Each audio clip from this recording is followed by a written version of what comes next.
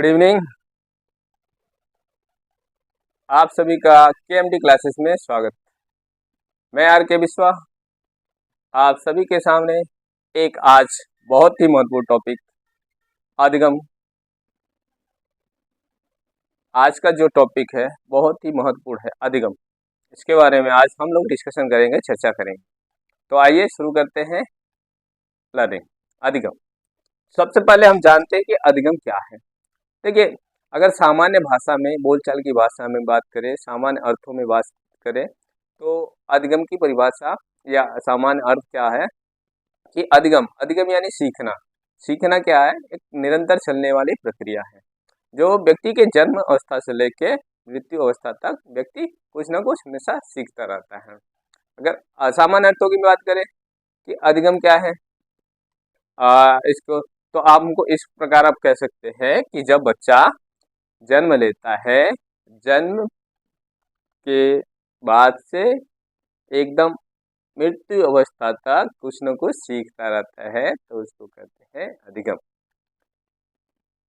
निरंतर चलने वाली एक प्रक्रिया के रूप में अधिगम एक निरंतर चलने वाली प्रक्रिया है जब बच्चा जन्म से लेकर मृत्यु अवस्था तक कुछ न कुछ सीखता रहता है। जैसे आप यहाँ पे देखिए कि यह बालक है, ठीक, बालक है। बालक का जब जन्म होता है,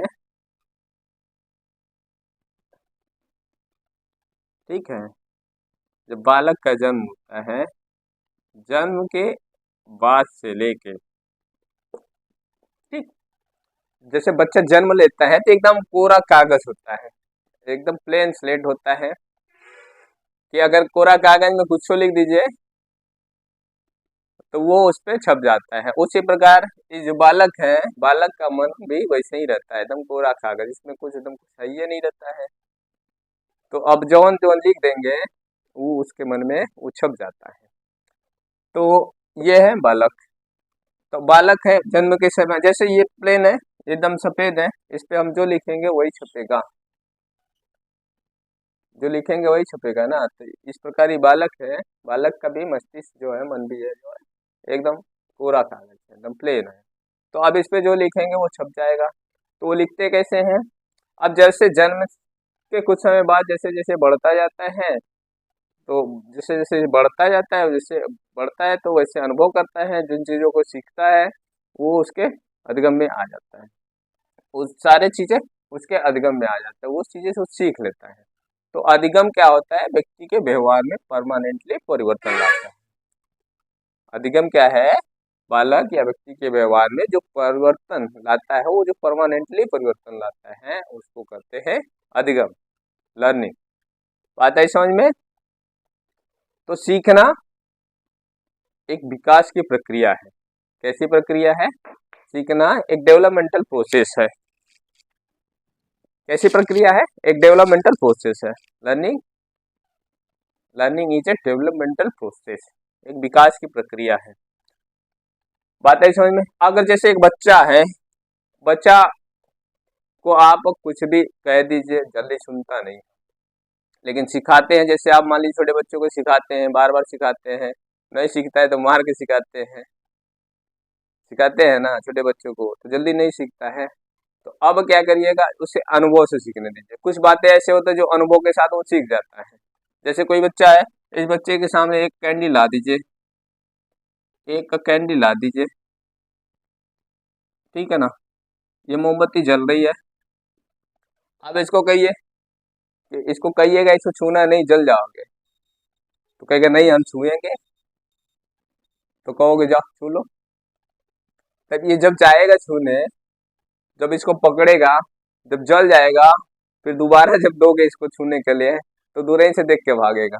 तो यानी वो सीख जाता है, उसने अधिगम कर लिया कि ऐसे चीजों को, यानी जो जल रही है उसको पता नहीं है जल रहा है कि जल रही है कि क्या है, मतलब इस तरह को जब भी दोबारा कहीं भी देखेगा तो पकड़ने से भी कतराएगा। आप दिखाएंगे तभी वो क्या करेगा, भाग जाएगा। तो उसने क्या सीखा कि ऐसे जलती हुई चीजों को टच करने से, छूने से हमारा हाथ जल जाएगा। तो उसने अनुभव किया, यानी अनुभव के साथ उसने अनुभव किया ऐसे। तो क्या हो गया, ये एक लर्निंग है। ठीक, बात आई समझ में? चलिए जानते हैं अधिगम। अधिगम क्या होता है? किसी भी परिस्थिति में व्यक्ति सीखता है। वो परिस्थिति चाहे अनुकूल परिस्थिति हो चाहे प्रतिकूल परिस्थिति हो, अधिगम करता है। तो अधिगम व्यक्ति जन्म से लेकर जन्म से लेकर ठीक है मृत्यु अवस्था तक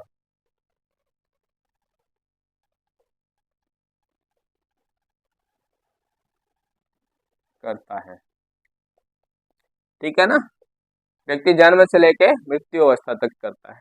तो आप कह सकते हैं कि अधिगम व्यक्ति के जन्म से लेके मृत्यु अवस्था तक चलती है, यार निरंतर चलने वाली प्रक्रिया को भी अधिगम कहते हैं। जब व्यक्ति जन्म से लेके मृत्यु अवस्था तक वो चलती रहती है, व्यक्ति कुछ ना कुछ सीखता रहता है, ये अधिगम हो गया। ठीक, तो अब क्या करता है कि अधिगम क्या करता है? व्यक्ति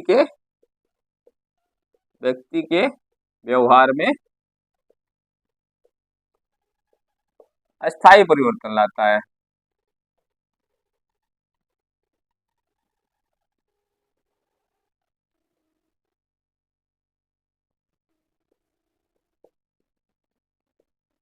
कैसा परिवर्तन लाता है? व्यक्ति के व्यवहार में परमानेंटली चेंजेस लाता है।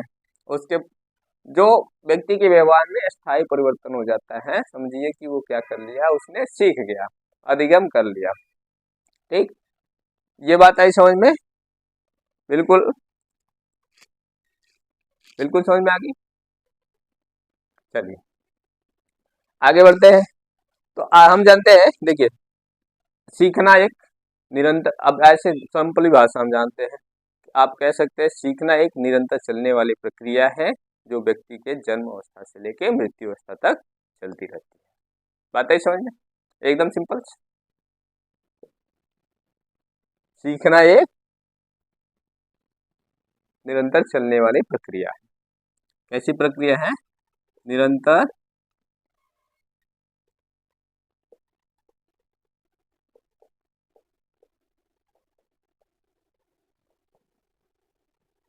निरंतर चलने वाली प्रक्रिया है जो व्यक्ति के जन्म से लेके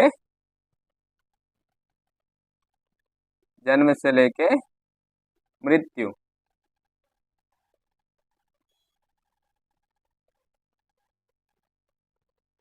जन्म से लेके मृत्यु तक चलती रहती है। यहाँ तक इसको हम जानते हैं। अब इसको थोड़ा और अलग अर्थों में समझते हैं कि मनोविज्ञान की भाषा में सीखना क्या होता है। जो मनोविज्ञान होता है, मनोविज्ञान की भाषा में सीखना क्या होता है? देखिए मनोविज्ञान की भाषा में सीखने की प्रक्रिया को दो भागों में विभाजित करके हम समझ सकते हैं। मनोविज्ञान की जो भाषा है, ठीक है ना, इसको दो अर्थों में प्रयोग करते हुए हम लोग समझेंगे कि सीखना क्या है। पहला अर्थ क्या है? एक प्रोसेस के रूप में। किसके रूप में? प्रोसेस यानी प्रक्रिया के रूप में समझेंगे। एक प्रक्रिया के रूप में और एक परिणाम के रूप में। ठीक, प्रोडक्ट जिसको आप कहते हैं, प्रोसेस एंड प्रोडक्ट। इसका अर्थ है सीखने का अर्थ। प्रोसेस और प्रोडक्ट के अर्थ में सीखने का अर्थ हम इस दो अर्थों में समझेंगे कि सीखना क्या है। देखिए सीखने वाला कोई भी नई जानकारी, नए तथ्य को जब सीखता है, ठीक है, जब वो सीखता है उसकी क्रियाएं करता है तो वो प्रोसेस में आता है। जब सीखने वाला कोई भी व्यक्ति हो, ठीक, जब सीखने वाला किसी तथ्यों के बारे में, किसी जानकारी के बारे में जब क्रियाएं करता है तो वो प्रोसेस करके सीखता है, प्रक्रिया करके सीखता है। ठीक बात?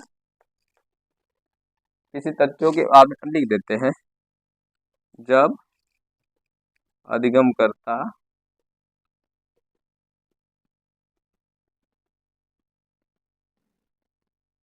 जब अधिगम करता नई नई तथ्यों क्रियाओं को,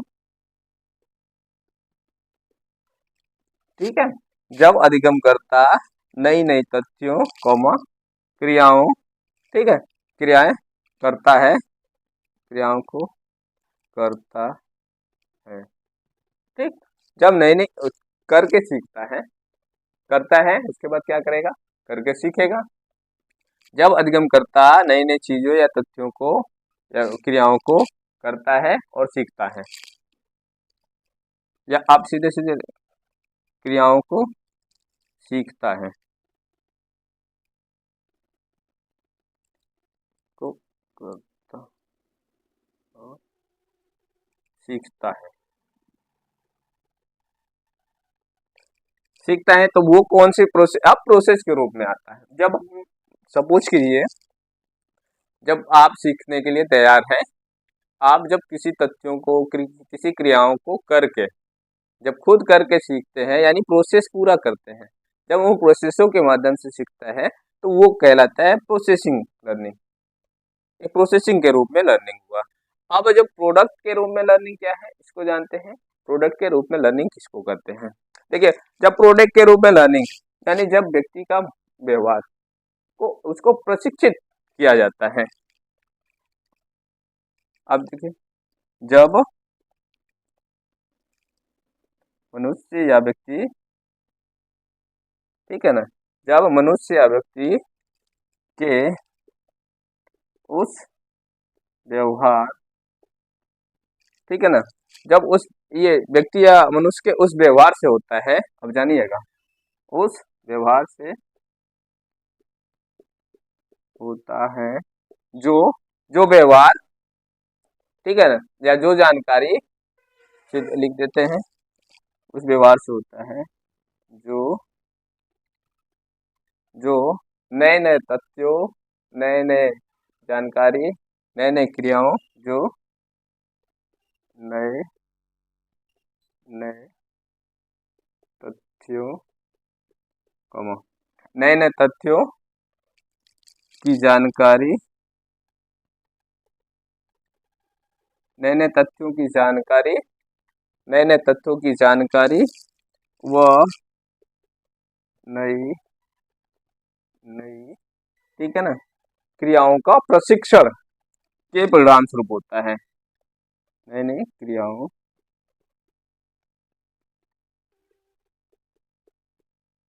के प्रशिक्षण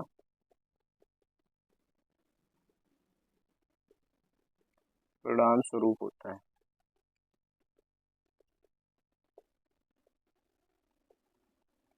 देखिए, प्रोडक्ट के रूप में क्या है, जब प्रोडक्ट के रूप में, यहाँ तो हमने जाना प्रोसेस के रूप में, जब अधिगम करता किसी क्रियाओं को या किसी तथ्यों को जानने के लिए वह खुद प्रोसेस करता है, खुद करके सीखता है, तो वो कहलाता है अधिगम प्रोसेस के रूप में लर्निंग। अब प्रोडक्ट के रूप में लर्निंग क्या होता है, प्रोडक्ट के रूप में लर्निंग वह लर्निंग होता है जो मनुष्यों के या किसी व्यक्ति के उस व्यवहार से होता है, जब वो किसी चीज़ों को नई नई जानकारी हो, नए नए तथ्य हो, उन सारे को सीखने के लिए क्या करता है, जब उसे प्रशिक्षण के परिणाम स्वरूप, जब किसी प्रकार के प्रशिक्षण के परिणाम स्वरूप जब उसे प्राप्त होता है, तो उसे कहते हैं प्रोडक्ट के रूप में learning. Productive learning, processing learning, ये दो लर्निंग समझ में आया। इस साइकोलॉजिकल के रूप में, जो साइकोलॉजिकल भाषा के अर्थों के रूप में हमने दो अलग अलग रूपों में समझा, एक प्रोसेस के रूप में और दूसरा प्रोडक्ट के रूप में। क्लियर, अब आगे बढ़ते हैं।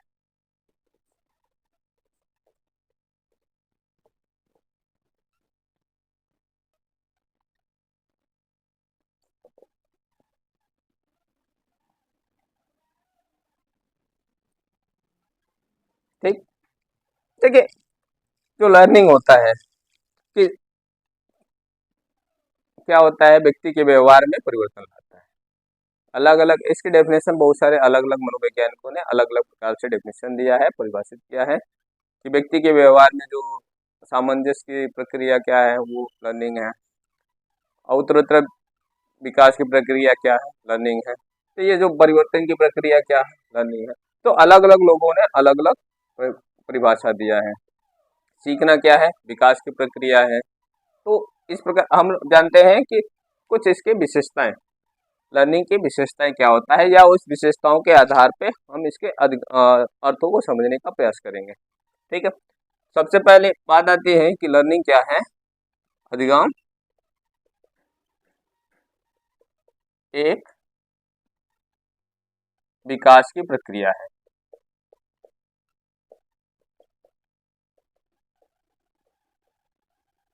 कैसी प्रक्रिया है? अधिगम एक विकास की प्रक्रिया है।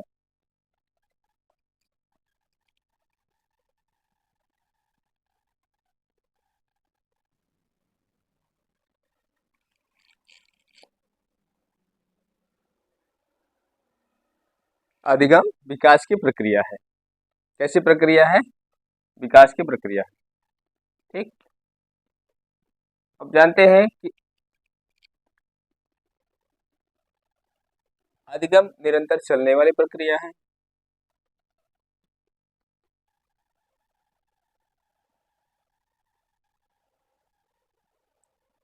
अधिगम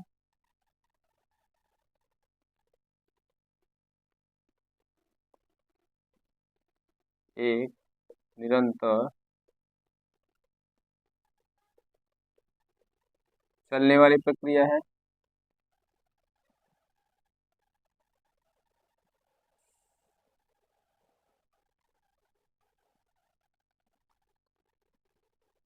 अधिगम एक विकास की प्रक्रिया है। अधिगम एक निरंतर चलने वाली प्रक्रिया है। ऐसी प्रक्रिया है जो निरंतर चलती रहती है, जन्म से लेकर मृत्यु अवस्था तक निरंतर चलती रहती है। आप कह सकते हैं अधिगम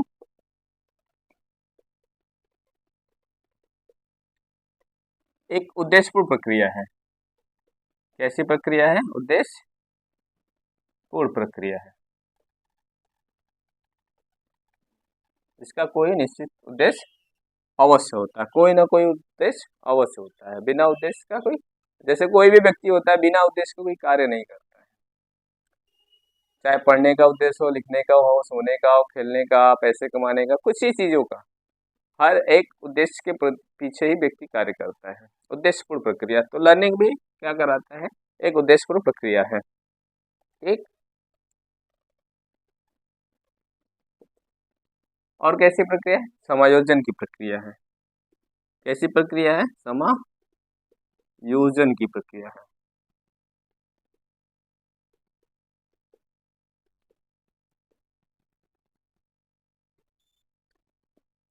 कैसी प्रक्रिया है? समायोजन की प्रक्रिया है। अधिगम और कैसी प्रक्रिया है? सार्वभौमिक प्रक्रिया है। सार्वभौमिक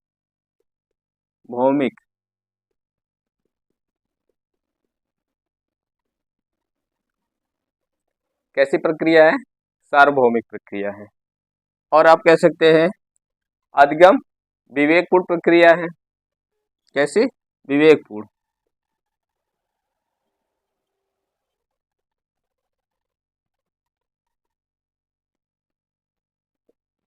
कैसी प्रक्रिया है? विवेकपूर्ण प्रक्रिया है। अधिगम आप कह सकते हैं परिवर्तन की भी प्रक्रिया है। किसकी? परिवर्तन, परिवर्तन एवं खोजपूर्ण, आप कहते खोजपूर्ण, खोजपूर्ण प्रक्रिया है। हमेशा निरंतर चेंजेस आते रहते हैं और उसमें नए नए खोज होते रहते हैं, और उसमें परिवर्तन आते रहते हैं। ठीक, अधिगम एक सक्रिय प्रक्रिया है। सक्रिय प्रक्रिया है।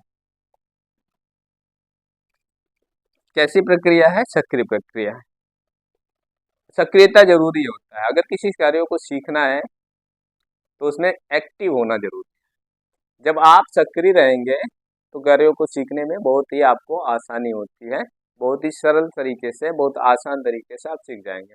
लेकिन जब जहाँ पे किसी कार्यों को सीखने के लिए आप एक्टिव नहीं होते हैं, जब एक्टिव नहीं होते, सक्रिय नहीं होते हैं, तो उस कार्य को सीखने में आपको कठिनाइयाँ होती हैं। जैसे कहते हैं जब आप पढ़ते हैं या लिखते हैं, कुछ भी करते हैं, कोई भी आप काम करते हैं, जब आप मन से करते हैं मन लगा कर करते हैं तो उस कार्य में आप बहुत आसानी से कर लेते हैं। उस कार्य को करने में आपको मज़ा भी आता है, इंटरेस्ट भी आता है, और उस कार्य को करने में आपको किसी प्रकार की कठिनाइयाँ नहीं होती। तो इसके लिए क्या होना ज़रूरी पड़ेगा? उसके लिए एक्टिव होना पड़ेगा, उसके लिए सक्रिय होना पड़ेगा। जब आप सक्रिय रहेंगे तो किसी भी कार्य को करने में आपको किसी प्रकार की कठिनाइयाँ नहीं होगी।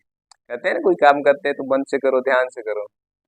जब आप ध्यान से करेंगे, मन से करेंगे, कंसंट्रेट करके करेंगे तो उस कार्य को करने में बहुत ही आसानी होता है, आप कर लेते हैं। तो इस प्रकार कैसी प्रक्रिया है? एक सक्रिय प्रक्रिया है। अधिगम व्यक्तिगत और सामाजिक दोनों प्रक्रिया है, ये जान लीजिएगा। अधिगम व्यक्तिगत एवं सामाजिक।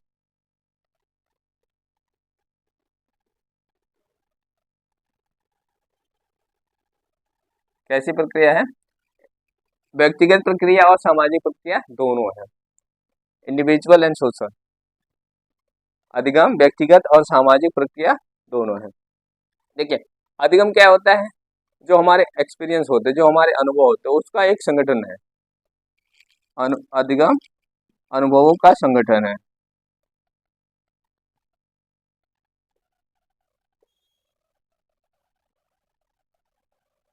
क्या है? जो हमारे एक्सपीरियंस है, तो उस एक्सपीरियंस से जो हमारे अनुभव है, हमने जो अभी तक यहाँ तक आए, या आप कह सकते हैं आप जहाँ तक अभी तक पढ़ा, जो चीज़ पहले सीखा, वो आप एक्सपीरियंस के रूप में जो आप एक्सपीरियंस करते गए, जो पढ़ते गए, वो आप अनुभव लेते गए, वो उसको एक संगठित करके आपने रखा है। जब जहाँ पे उसकी ज़रूरत पड़ती है वो चीज़ें आप निकालते हैं। जैसे जैसे जिस जिस परिस्थिति में जो चीज़ें की ज़रूरत पड़ती है वो चीज़ें निकलता रहता है। तो ये अनुभव का एक संगठन है। जो व्यक्ति जितना अनुभव करता है वो सारी चीज़ों को एक संगठित करके रख लेता है। और इसको कह सकते हैं एक समायोजन की प्रक्रिया है। समायोजन तो आप यहाँ बता दिए। तो एक वातावरण की उपज भी है। अधिगम क्या है? वातावरण की उपज है। क्या है? वातावरण की उपज के रूप में अधिगम है। तो ये कुछ विशेषताएं थी जिसके आधार पे आप कह सकते हैं कि अधिगम क्या है। अब जान सकते हैं, बहुत आसान होगी। अधिगम देखिए समायोजन की प्रक्रिया है, तो अधिगम क्या हो जाए? अनुकूलन की भी प्रक्रिया है।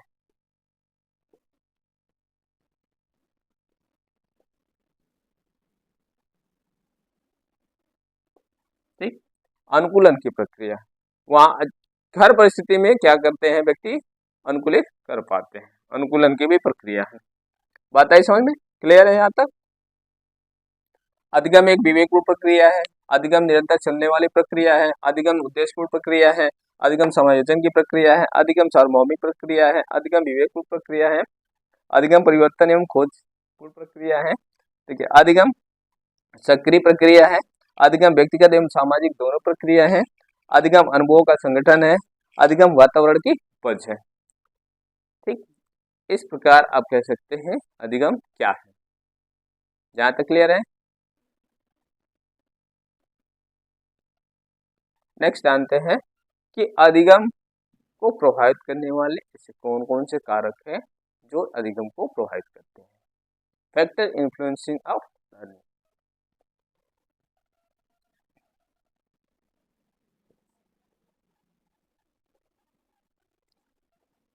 फैक्टर इन्फ्लुएंसिंग ऑफ लर्निंग, देखिए अधिगम को प्रभावित करने वाले ऐसे बहुत सारे कारक हैं। देखिए, प्रभावित तो दो तरीके से करता है कि कोई भी कार्यों को प्रभावित दो तरीके से करता है।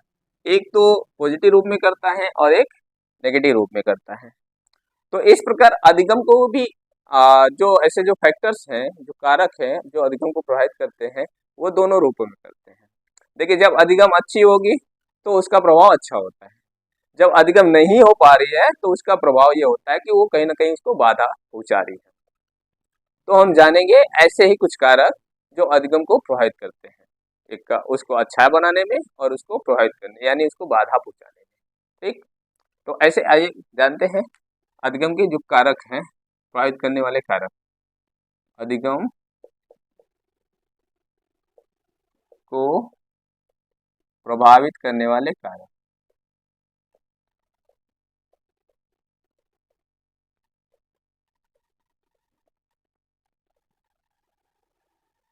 अधिगम को प्रभावित करने वाले कारक, देखिए लर्निंग को प्रभावित करने वाले कारक को अगर हम अलग अलग वर्गीकृत करके समझे तो वो ज़्यादा आसान होगा।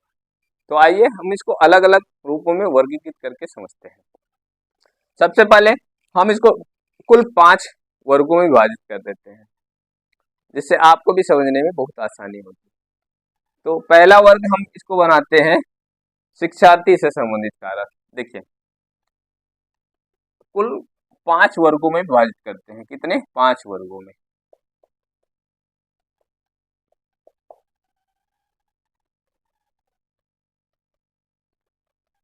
5 वर्गों में वर्गीकृत करके समझा जाए तो ज्यादा बेहतर होगा। देखिए, पहला जो है कारक, अगर देखिए 5 वर्गों में क्या क्या, आप सुन लीजिए एक बार। देखिए, अधिगम किसके किसके बीच होती है? एक सीखने वाला जरूरी होता है, एक सिखाने वाला जरूरी होता है, और एक कोई विषय वस्तु होनी चाहिए जो सीखे और सिखाने वाले दोनों जिसका उपयोग करें। तो 3 तो फैक्टर्स ये मिल गए आपको, 3 भाग इसके ये मिल गए कि टीचर हो गए, विद्यार्थी हो गए, करिकुलम हो गया। तो अब टीचर और विद्यार्थी और करिकुलम है, तो टीचर और विद्यार्थी जो करिकुलम को पढ़ेंगे या जानेंगे, जो चीज़ों को सीखेंगे, तो वो किस प्रोसेस के माध्यम से, कोई तो ऐसा मेथड होगा, सीखने का कोई ऐसा तरीका होगा जिस तरीके से वो सीखता है। तो वो अगर तरीका सही हो तो अच्छा सीख लेगा, जल्दी सीख लेगा। वही तरीका अगर सही ना हो तो उसे सीखने में महीनों लग जाएगा, सालों लग जाएगा, लेकिन नहीं सीख पाएगा। तो एक शिक्षण विधियां जो होती हैं वो भी प्रभावित करती हैं। और इसमें एक जो वातावरण होता है, कहाँ पे सीखना है। चलिए आज पहले इसको जान लेते हैं। ये 5 वर्गों में विभाजित करना है। तो ये 5 वर्गों को हम किस प्रकार से समझते हैं, यहाँ देखिए कि अगर ये जो अधिगम हो रहा है, चलिए अधिगम हो रहा है टीचर और स्टूडेंट के बीच, चलिए लर्निंग के लिए बैठे हुए हैं टीचर और स्टूडेंट, इंटरेक्शन होता है टीचर और स्टूडेंट का, यानी छात्र और शिक्षक के बीच जो अंतःक्रिया होती है, अंतःक्रिया किसी माध्यम से होती है। तो वो माध्यम का माध्यम क्या है? करिकुलम। वो करिकुलम है, करिकुलम एक माध्यम है जिसके माध्यम से विषय वस्तु पे टीचर और स्टूडेंट का वार्तालाप होता है, डिस्कशन होता है, वो उस पर चर्चाएं करते हैं, जिससे लर्निंग होती है। तो आइए जानते हैं। एक तो जान लीजिए टीचर है, लर्निंग प्रोसेस, ये लर्निंग, ठीक। क्या जरूरी है? टीचर। टीचर रहेंगे तो फिर उसमें कौन सी जरूरी है भाई? स्टूडेंट। टीचर हो गए शिक्षक, शिक्षार्थी,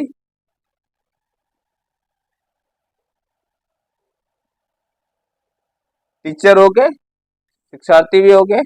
तो अब क्या जरूरत पड़ेगी?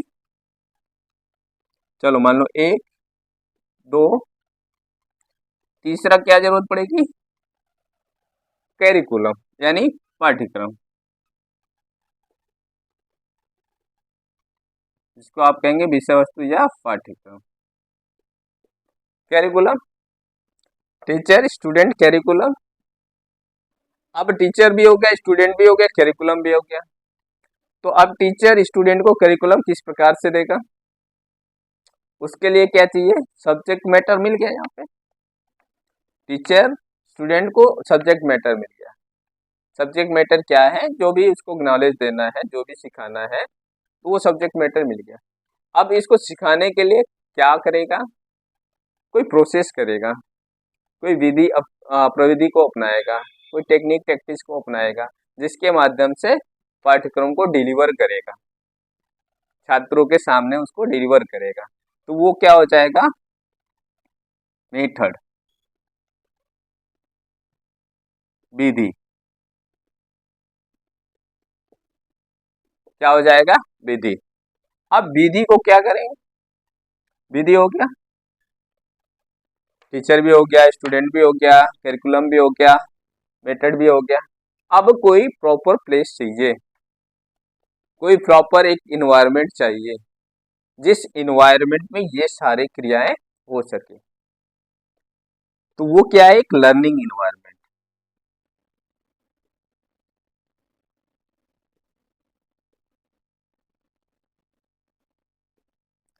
अधिगम वातावरण।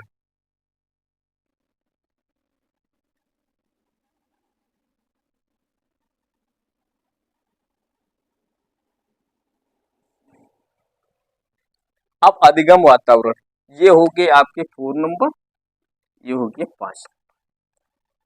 तो अधिगम को प्रभावित करने वाले ऐसे 5 रूपों में जो फैक्टर्स को हमने बताया आपको, अब इन सभी में हम जानेंगे कि इन सभी रूपों के अंतर्गत हम जानेंगे ऐसे क्या फैक्टर्स हैं जो अधिगम को प्रभावित करने में अपना योगदान करता है, बाधा पहुंचाता है। ये जैसे अब टीचर से संबंधित अगर हम देखें, टीचर रिलेटेड जो फैक्टर्स हैं, टीचर से संबंधित जो फैक्टर्स हैं, ऐसे क्या क्या फैक्टर्स हैं जो अधिगम को प्रभावित करता है टीचर से संबंधित। तो ऐसा अगर देखा जाए तो शिक्षक का नॉलेज, शिक्षक का नॉलेज जो है वो भी बहुत बड़ा फैक्टर्स है अधिगम को प्रभावित करने में, चाहे तो उसका प्रभावशाली बनाते या फिर उसको बाधा पहुंचाते। अगर शिक्षक का नॉलेज बेहतर हो, शिक्षक को अपने विषय में मास्टरी हो, तो वो शिक्षण कार्यों को बहुत ही प्रभावशाली बनाता है। किंतु जब शिक्षक का विषय में नॉलेज कम होता है, विषय का ज्ञान नहीं होता है, तब वहां पे अधिगम होने में बाधा पड़ती है। तो ये 2 प्रकार से, एक तो प्रभावशाली बनाने में योगदान कर रहा है और दूसरा बाधा पहुंचाने में। तो ऐसे फैक्टर है, अगर टीचर का नॉलेज बेहतर होगा तो उस प्रभावशाली बनेगा, अगर उसका नॉलेज कम होगा, नहीं होगा, तो वो उसमें बाधा पहुंचेगी, विद्यार्थी को सीख नहीं पाएंगे। ठीक। शिक्षक का देखिए, शिक्षक के कारण के अंतर्गत हम देख रहे थे शिक्षक की पंक्चुअलिटी, शिक्षण कार्यों में रुचि लेना, ये सारे फैक्टर्स हैं। देखिए टीचर पंक्चुअलिटी नहीं है, कभी क्लास में जाए कभी नहीं जाए, पढ़ाए नहीं पढ़ाए, टाइम से आए टाइम से नहीं पढ़ाए, ये भी है। उसका पढ़ाने में इंटरेस्ट है कि नहीं, शिक्षण कार्यों में इंटरेस्ट है कि नहीं, ऐसे बेमन का आ गया पढ़ा के चला गया, क्या पढ़ाया क्या नहीं पढ़ा, बच्चे समझ में आया नहीं आया। अच्छा, जब इंटरेस्ट के साथ पढ़ाएगा, मन से पढ़ाएगा, तो वो क्या होगा, प्रभावशाली बनेगा। लेकिन वही बिना मन का पढ़ाया, मन तो है नहीं, जैसे तैसे पूरा किया, तो वो एक बाधा पहुंचेगी बच्चों को सीखने में।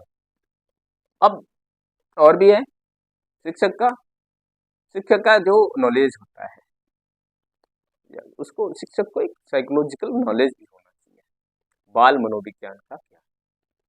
जब टीचर को चाइल्ड साइकोलॉजी यानी बाल मनोविज्ञान का ज्ञान होता है, तो वो शिक्षण कार्यों को बेहतर करता है, वो हर बच्चों को समझता है, किस बच्चे को किस तरह की समस्या है या किस बच्चों को किस तरह का शिक्षण विधि अपनाना है, किस बच्चे को कैसे उसकी समस्याओं का निदान करना है। जब एक शिक्षक बाल मनोविज्ञान के बारे में जानेगा, तब ये सारी चीजों को अपना सकेगा। ठीक है। और शिक्षण विधियों का चयन करना, जब वो यही बात आएगी जब शिक्षक बालकों के अनुरूप शिक्षण कार्य करेगा, यानी बाल मनोविज्ञान का ज्ञान होगा, तो वो विभिन्न प्रकार के शिक्षण विधियों का भी बेहतर तरीके से चयन कर पाएगा। समझ में आया। वही विद्यार्थी से संबंधित है कि विद्यार्थी से संबंधित भी यही सारी चीजें है, उसकी मैच्योरिटी है, उसका बैकग्राउंड है, उसका स्तर क्या है, उसका लेवल क्या है, उसका इंटरेस्ट क्या है, ये सारी बहुत सारी सी बातें है। उसका सीखने की जो एटीट्यूड है, एप्टीट्यूड जो है, एटीट्यूड भी कह सकते हैं एप्टीट्यूड सीखने का, लेकिन ऐसे नहीं। और इंटेलिजेंस क्या है स्टूडेंट का, बुद्धि क्या है, मतलब ये सारी चीजें जो प्रोवाइड करता है। करिकुलम है, करिकुलम भी वही बात है कि करिकुलम कैसा है, करिकुलम किस प्रकार का है, जो बच्चा पढ़ना चाह रहा है वो करिकुलम है या नहीं है, करिकुलम ज़्यादा बड़ा तो नहीं है, करिकुलम का बोरियस तो नहीं है, ऐसे सारे फैक्टर्स हैं, वो भी करिकुलम से संबंधित। उसका नेचर कैसा है, उसका आकार कैसा है, उसकी साइज कैसी है, करिकुलम का ये डिपेंड करता है। भाषा शैली कैसी है, वो सारे ऐसे फैक्टर से आता है। मेथड, मेथड में भी कौन किस मेथड के माध्यम से, मेथड कैसा है, कौन कौन से मेथड को अपनाने हैं, किस प्रकार से, विधि प्रविधि तकनीकी, जैसे फैक्टर्स हैं। और इन्वायरमेंट, इन्वायरमेंट जो है वो व्यवस्थाएं कैसी हैं, ठीक। मेथड, अब मेथड में आप यहाँ पे मेथड में एक बात और जोड़ सकते हैं, जो इसकी व्यवस्थाएं हैं।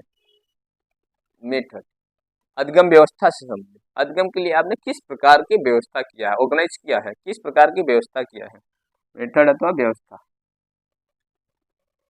ठीक है। कैसी व्यवस्था किया है, टाइमिंग क्या रखा है, किस प्रकार का समय सारणी है, आने जाने का समय क्या है, व्यवस्था कैसी है, इन्वायरमेंट कैसा, मतलब व्यवस्था कैसी है, सिटिंग अरेंजमेंट कैसा है, ये सारी चीजें इसमें देखेंगे व्यवस्था के अंतर्गत। भौतिक संसाधन कैसा है, ह्यूमन रिसोर्सेज कैसे हैं, ये सारी चीजें मेथड वाले प्रोसेस के अंतर्गत देखेंगे। और ऑर्गेनाइजिंग या लर्निंग इन्वायरमेंट, अब लर्निंग इन्वायरमेंट में ये देखेंगे कि ये किस प्रकार का इन्वायरमेंट है, अधिगम करने योग्य इन्वायरमेंट है या नहीं, शोर शराबा वाला स्थान तो नहीं है, ऐसा स्थान तो नहीं है, कैसे, ठीक है, जहाँ पे दिया जा सके। औपचारिक है कि अनौपचारिक इन्वायरमेंट है, एक औपचारिक इन्वायरमेंट होता है ना, एक अनौपचारिक इन्वायरमेंट, तो लर्निंग इन्वायरमेंट उस तरह का है या नहीं है, क्लास रूम का इन्वायरमेंट कैसा है, ये सारी चीजें, ये सब फैक्टर्स हैं जो लर्निंग को प्रभावित करते हैं। क्लियर है सभी को? तो आज हमने ये जाना लर्निंग क्या है, लर्निंग के कुछ विशेषताओं को जाना, और लर्निंग को जो प्रभावित करने वाले कारक हैं, फैक्टर इन्फ्लुएंसिंग ऑफ लर्निंग, इसके बारे में जाना। ठीक, नेक्स्ट वीडियो में जानेंगे लर्निंग के कुछ सिद्धांत, ऐसे अधिगम के कुछ महत्वपूर्ण सिद्धांत है जो बहुत ही जरूरी होता है, परीक्षाओं की दृष्टि से बार बार पूछे जाते हैं। तो आज के लिए इतना ही। अब ये जरूर बताइएगा कमेंट के माध्यम से कि आज की क्लासेस कैसी रही हैं। धन्यवाद।